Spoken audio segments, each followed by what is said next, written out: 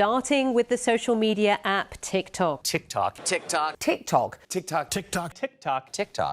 allows users to create short 15-second videos, often set to music and known for lighter content and fancy edits. It's now the most downloaded social media app with more than 500 million active users worldwide.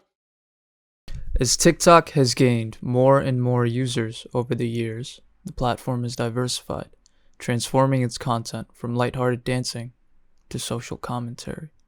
55% of the youngsters reportedly rely on the videos that they watch on TikTok and Snapchat to keep pace with what is happening in the world. I think there are two things to blame for this. I think the first is nostalgia, and the second is straight up propaganda and misinformation. These wealthy kids have a whole different ballpark when it comes to the resources available and what they're able to contribute to their fucking education. Welcome to America, where we can't afford health care, but we can somehow afford to bomb the shit out of the Middle East. I just watched what has to be one of the most horrifying videos I have ever seen on this app regarding our country's financial future. It's important to show that the Pew Research Center found that 49% of Americans say that the housing affordability in their area is a major problem. Can somebody explain to me in crayon-eating terms why I make over 3 times the federal minimum wage and I cannot afford to live? As social and economic issues consume the minds of young people, creators have flourished on the platform, making content discussing these problems. Hi. Well, my name is Nina. I'm a financial analyst by trade, but for title, I would consider myself a financial analyst / content creator. I make financial literacy content for the average American, but I also like to blend in my personal interests. One, I have my master's in finance, and I think it's important that someone who knows finance is talking about finance. 2, there's not a lot of Black women on TikTok teaching financial literacy. I just noticed, where are the Black women teaching this? So I realized there wasn't a lot of me doing what I do on TikTok. All of your questions about how to start a side gig to make extra money today. So let's talk about it. How much rent can you afford if you're making $40 an hour? Let's get into it. My name is Jared Young. I go by Red. I'm a journalist and a community leader. I've been in this field for about 9 years, and I've been in the social media game for 10 plus years. I make content for the people. I try to make content that uplifts the bottom line of the average person. It's very general and vague, I know, but I try to make sure that my content enriches people who live in either urban settings or settings where socioeconomic strife is prevalent. So I try to make people feel better by giving them either health tips, finance tips, or history lessons. I give people the power that they kind of already have within by showing them what is. Just from my experience of the world, I'm noticing that minority communities are not receiving financial literacy education. And it turns out to be one of the most important things you need to know. So we were in school for so many years, and they didn't teach us how to budget our own money and what we can afford and how to get an apartment and how to pay your taxes. It's actually insane to me that they skipped over it. It's not insane. I personally think it was an agenda. So I have to be on the opposite side of that agenda and start educating people, so maybe the next generation can get it right. The fact that young people talk about this, and the fact that I'm 26 talking about these issues like I'm a 50-year-old guy who's in politics or something, this is just a very new thing. It is reflexive of the fact that these issues are prominent from the time you're born, and you can know about them from the time you're young as 6 years old. And that is going to make them want to take action. People like myself and pretty much a large chunk of Gen Z they're activist minded. They're advocate type spirits. So they want to do something.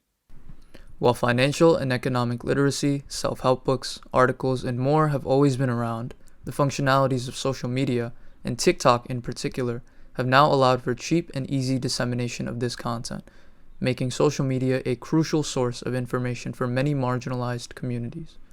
Well, I would say social media has changed the media industry drastically. Digital media in general and social media specifically have made access to the entire content value chain, meaning content creation, content management, content distribution, available in such a broad way that flattens availability and makes it almost zero cost for anyone. There are many reasons we see people of color, women, people who we consider marginalized or underrepresented gravitate towards these platforms.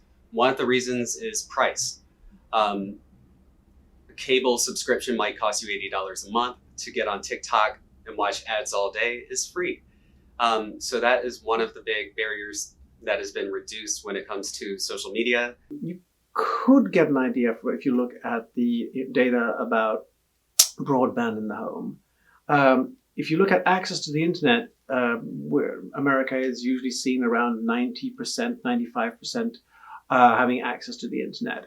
But if you look at how we access the internet, a lot more of poorer people who are struggling, will opt not to have broadband in the home. They will go either with a smartphone or a smart tablet or broadband in the home. They'll pick the smartphone because it's more versatile. They can carry it with them, which means that we're slowly nudging them to consume everything in that device, which means that they're more likely to have their information via smartphones as opposed to other media. Once again, not having as much money, because people who aren't on social media, who aren't watching TV, they're probably out doing something. And whatever they're out doing probably is taking some money from their debit card or from their wallet. Whereas there's some people who, even when I do my no spend weeks or no spend, where I'm like, do not spend $1, just to save money. It's a great technique. Try not to spend absolutely any money. The best way to do that is to don't walk outside that front door. And so I can see how not going outside turns into, well, I have my cell phone and I have my TV. Nowadays, I turn off my TV to watch TikTok. It's a very free activity to be on TikTok. Not only does the platform allow users to use the app completely for free, but its algorithm ensures that users who are interested in these economic issues will constantly be interacting with similar content. Particular to TikTok is that you don't have to follow a creator to see their content. So many platforms have this nowadays where they incorporate, like even on Instagram and stuff, there's like the explore page, but TikTok fully is like for your For You page. It's not necessarily just who you follow. So as a creator, you can reach a wide range of audiences, and you have to kind of work on distilling the message very quickly, but visually to your audience. I think that's a big part of why things can go viral there. TikTok has become a platform to discuss socioeconomic issues and things of the such. It's that algorithm. It has an amazing algorithm. So people who are interested in this topic or who in some way have been related to the topic on TikTok are going to see your content. And that's why it's getting a lot of eyes. It's getting a lot of activity. So the reason why my rent calculation videos are going viral is because people can't afford rent. So it's giving, most of Americans can't. So it's pushing that entire audience towards me. A lot of people are trying to make more money. They need side gigs. So it's pushing a huge audience. So I've noticed which of my videos are going viral because they represent the American condition at this moment. TikTok's amazing, yet controversial algorithm makes it extremely easy for videos to trend. And as with any other trend on the platform, content surrounding finance and socioeconomic status has not only become popular, but lucrative as well, with creators in the niche experiencing exponential growth in followers and views. This style of content is popular and lucrative. Popular because a lot of people need help in this region. Lucrative because even though so many people have answers, somehow people are still struggling. So the people who are helping the most, they're going to make the most money. In terms of like the lower class exposure being lucrative, content that comes from like the gutters, so to speak, is real. Like people will always like that. Well, maybe not just like it. People always pay attention to that. Like what's real is real. And people cannot ignore that. And now it's just like the first time that people with money are not ignoring that. People with money are now like throwing money at that and saying, do more of this, struggle more, make people think that struggle is cool. That's why it's lucrative, because they're going to throw money at things that people are paying attention to and can relate to. So it's more like the symptoms of a sick society that we're seeing people like be popularized for struggling. Lucrative because TikTok wants us to think it's important, as in that TikTok can decide which type of content gets more views and which type of content gets less views. Lucrative also because once one or two people start making that kind of content and they succeed, other people will follow. But yeah, that's why it becomes lucrative. But why it gets more people doing it, because the people consuming TikTok want to talk about their realities, and they will show their realities. The popularization of this content has not developed out of nowhere, but rather has been birthed from the financial and economic struggles many young people have been forced to live with today. I tell them it's because we can't afford anything else. Homeownership or starting a family is so out of reach that we're using that down payment or kid money on whatever it is we can't afford that'll bring us a semblance of the kind of adulthood we were promised. You will see video after video on this app of people complaining about the fact that they cannot get jobs with the college degrees that they have, and that they went into college with an idea and an understanding that life would not be the way that it is right now when they got their college degree. Because these people were told that all they needed to do was get a college degree and they would get a job. I don't need to be rich, but I would like a backyard someday. Social and financial issues that we're dealing with as an economy and a country that's bringing people to this content is the housing crisis, housing inequality. This whole housing market thing is just not sustainable. Like millennials never even ever being able to own a home and things like that. Just access to homes, and I would say millennials and younger have a much different thinking about what it means to own a home, what it means to build wealth, what it means to have generational wealth than many of their predecessors. And because of that, there's almost like a distinct separation between the way that two groups are speaking about some of these issues. One of my most popular videos was talking about effectively segregated New York City neighborhoods. White utopia is where the upper caste, mostly white people, can experience a European style of life in an urban setting with luxury.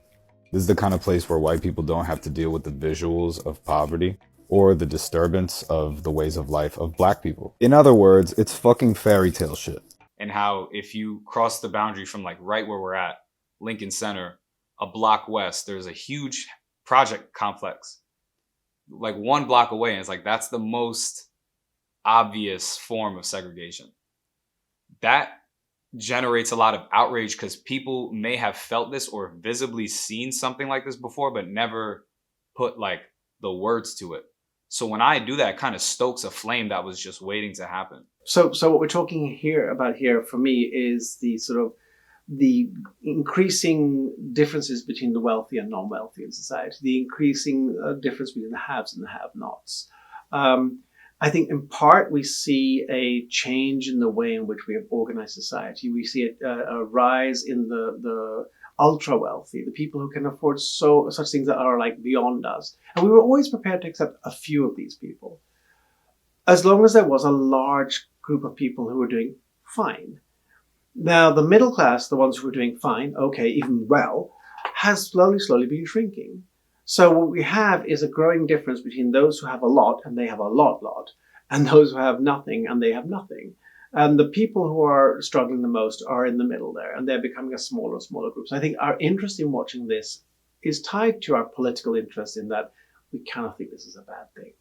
I think it also kind of taps into many, especially younger generations, like fears and concerns about wealth. And, there is like the growing wealth gap, but also just generational wealth gaps as well. And it's hard to imagine like a for many young people, it's hard to imagine like a secure financial future, like what it means to have a stable job, whether it's not even possible to have a stable job. Now, a lot of companies are rolling out where degrees aren't even required. So now the college market is going to fall apart because it's already been failing because less people are going to college.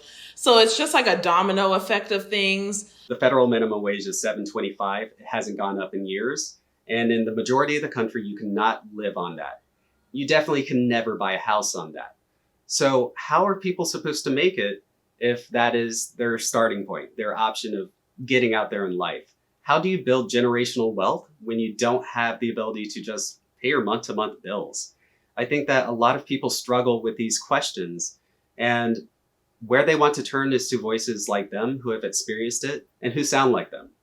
Everybody is subjected to class. Like, this is a classist country.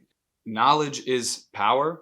And when it comes to understanding one's standing within this classist system, information is extremely valuable. And there's so much information available. This is like the post-information age we're in. There's a lot of stuff that people don't know what to focus on. And financial wellness, socioeconomic status, like all of that is critical because it always applies to you. And so there's so many topics. They're all related to money, which is why the finance or money niche is such a big niche and a popular niche, because it looks like there's no end, which may or may not be right. As young people, especially Gen Z, now face the realities of the housing market and growing economic inequality, most are left struggling to secure their own financial future, with many turning to TikTok for answers. The reason why this content has such a grasp on young people is because I was born in 1992. I'm 31 years old. So I was almost the last generation. It looks like my generation was millennial, was the last generation for a degree to give you a lot of money, because things weren't as expensive. So I'm like the last generation where you can walk around the mall with your resume and get a job. I'm the last generation where the $8 an hour you're making actually can help you afford things as a teenager. I'm from the last generation to where everything made sense. So you're seeing, I have a lot of Gen Z people in my comments walking into the housing market and being like, wait, what? I thought you said if I got good grades in school, I'd be able to afford this apartment, So they're the first generation where everything that they were told is just falling apart around them. Nothing is true. Like, nothing they believed is coming true. They're seeing a lot of stuff that nobody before them saw. That's why it's impacting them, because they're wondering how the heck they just showed up because two people decided to create them and they just walked into struggle. In the words of the guy in the Kanye song, it's provocative. It gets the people going. Nobody really knows what it means, but it gets them involved in something. So that's what a lot of young people want to do, is push whatever cause that they're a part of. And the fact that you see it so much on social media and it gets traction means that this is what's on the back of people's minds. This is the algorithm is the unconscious mind of collective humanity. The algorithm is coded by people, but it's developed and driven by the people who engage with it. I think just the willingness to discuss different topics and discuss inequality is very unique to younger generations. And just how plugged in people are is very unique. And so this content kind of reinforces that. The ability for anybody of any socioeconomic status to talk about and relate their perceptions and experiences is new. And so I don't know that an unhoused person a generation ago would have had the opportunity to share their experience in the way that is now being done on TikTok, on Twitch, on YouTube, and lots of other places. I think the style of TikTok in particular is a style that's suited for a younger audience. The messaging is delivered more quickly. You're not going to watch a 30-minute broadcast on TikTok. I hope not. But I will definitely sit down and watch 40 videos on the same topic. That gives me a wider variety of speakers, a wider variety of voices. And then I can kind of make my own catalog of who I'm going to turn to in the future. I'm going to save certain videos. I'm going to refer to certain creators later. I'm going to bookmark certain videos that I love and then maybe take notes on them and research them and say, hey, was that real? Because when you are actively participating in determining the media that you watch, you become part of the creation process yourself as well.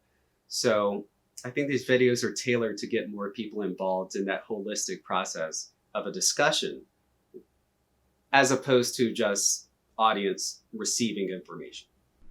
With the House passing the TikTok ban bill in March 2024, these strides and conversations young people are having may be threatened, impacting not just how they enact change online, but in our own democracy as well. And clearly not everyone thinks that TikTok should be banned. There's quite a huge community of users that rely on the app for income, advocacy, entertainment, even voting. And a large portion of those users are Gen Z. So as we approach the 2024 general election and lawmakers take a stance on which way this could go, it could influence how young voters cast their ballots come November. This legislation, if signed into law, will lead to a ban of TikTok in the United States. Even the bill sponsors admit that that's their goal. This bill gives more power to a handful of other social media companies. It will also take billions of dollars out of the pockets of creators and small businesses. It will put more than 300,000 American jobs at risk, and it will take away your TikTok. We know how important TikTok is to all of you. It has given our 170 million users a platform to freely express themselves. We believe we can overcome this together. I encourage you to keep sharing your stories. Share them with your friends. Share them with your family. Share them with your senators. Protect your constitutional rights. Make your voices heard. I think social media has already become one of the preeminent tools to addressing social issues. It's not always elegant. It's not always beautiful or perfect. Things aren't always buttoned up and worded correctly, but engagement on social media is one of the main ways that you can enact social change today, whether we like it or not. First off, by literally shining a light on the problems that exist, showing that there are problems there. And this can be done more easily because the people who are involved in this, who feel the deprivation, can be the ones creating their stories, creating their reality, showing their reality. How this gets solved, that's much trickier. You need to have a political motivation for that. While social media doesn't automatically create, okay, we see the problem, we show the problem, we solve the problem, social media does actually allow us to see the problem, discuss the problem, and then maybe do something else. By portraying that on screen, you can actually get the audience a little closer to understanding. And you can hear people speak in their own words. You don't even have to editorialize that much when you are just presenting the facts in others' lives as they live them. What's very interesting to me is not necessarily what individuals do, but how people, how communities and how kind of people create groups and really show how much of a strong capacity to give people really have. So a lot of those movements start with social media, and I think it's incredible how people can use different platforms to kind of connect beyond geographic ties or connect beyond, demographic ties. And when people are able to kind of translate the awareness to the next step of action, social media is very key in kind of getting resources where they need to go and kind of moving beyond just like the local ties to larger and larger networks. Many of these things that we've been talking about have been amplified or enhanced or amplified by social media, but it's not like they didn't exist in the past. People were motivated by radio. People were motivated by TV. People were even, motivated by pamphlets in the early days of the American Republic. So social media has just greatly increased the ability to do those things. I hope that my TikTok page, as it continues to grow, becomes truly a tool for people to find a way to get out of whatever situation they're in, So hopefully people come to my page and learn something that will genuinely help them. so we can really change what's going on in this economy. I want people talking about the issues that I'm talking about in my videos in person. Like, I want this to be actionable. I want this to scale. I want it to turn into something material that's not just like anger and noise and like despair. In the best of possible words, I think the young people should watch this because I want them to be politically active and realize the reality around them is not their fault as individuals, but it's a structural fault. That while they can work real hard, they're not going to become billionaires because that's not the way, that's not how money works. So I hope they're gravitating towards this kind of content because they're angry at the society that's being created and the promises that are being taken away from them.